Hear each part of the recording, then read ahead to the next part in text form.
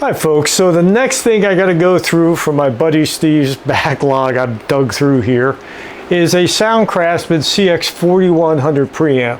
He brought this by a while ago and he told me that the problem with it is works fine except when you engage the equalizer you get no signal, just kills everything.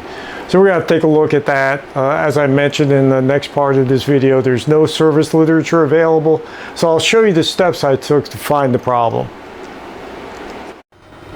Okay, so the symptom is that this thing works fine when we put signal in it, and it does, but when you engage the equalizer, and you can see this thing has a 10-band equalizer, as soon as you engage that, we lose our signal.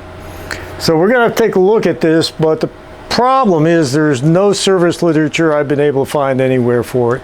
So I'm going to show you the approach I'm going to take that will hopefully help us find the problem. Okay, so looking down from the top of this unit, we see we have flying leads that come from the equalizer sliders on the front. These are all the sliders. These leads go to the circuit board, so this board should be our equalizer board. And all these integrated circuits are the same. They're all 4136 CP. And I was able to find a data sheet for those. And what we're going to check is our DC voltage going in. So we should have our negative VCC going in at pin 7 and our positive VCC at pin 11. So if we look at this, if you watch the meter, pin 7 should be our negative supply, and it's positive 9 volts. And if we go to pin 11, we get positive 13. So this isn't going to work till we figure out what's going on with the power supply here.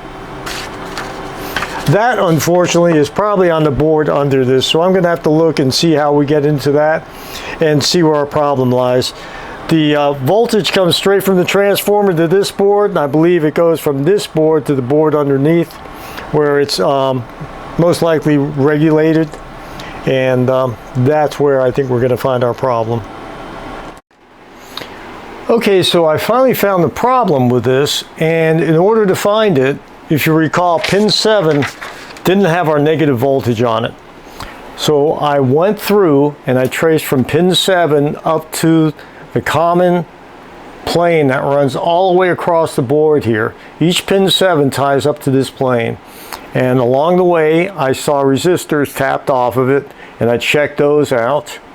And finally, of course, working from left to right, I found the problem all the way here on the right. And turned out to be an open 120 ohm resistor. Here's a close-up shot of it. If you look closely, you can see that it's got a crack in it. It read almost a meg ohm. So it was, for all intents and purposes, open. It's a half watt resistor, and I don't have any half watts. However, I did have a 1 watt, and I popped that in there, and sure enough, everything works. I was a little concerned. Let me see what's keeping this from turning any further.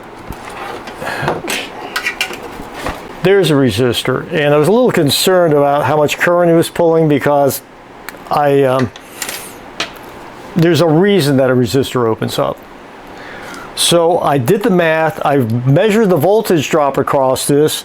It was 6.6 volts, and on my bench I have a Ohm's Law wheel.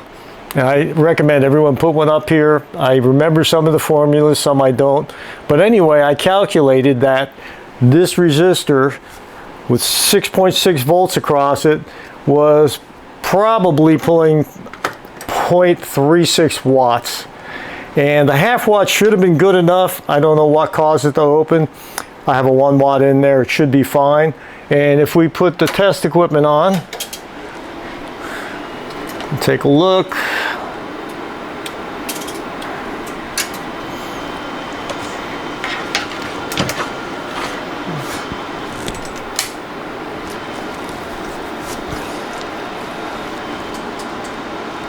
Okay, that's with no signal. This is my crappy connectors here. I got these BNC to RCA connectors, and they seem to be kind of cheap. But anyway, we have good signal here, and when I kick the EQ in, we still have signal. And since that's 1K, closest I have here is about 960. On the right channel, you can see I can cut or boost it. So our EQ is now working. And that was the only problem. Interestingly, we're pulling about 7.5 volts through here. And I'm going to do the math on that. So,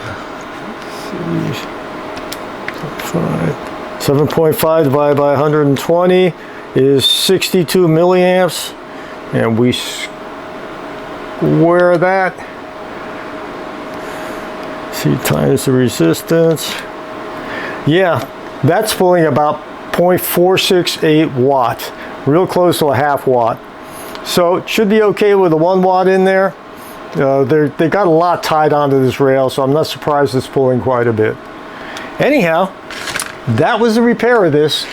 And as always, I thank everyone for watching, and I like giving back to the community that's given me so much. Thanks a lot, folks.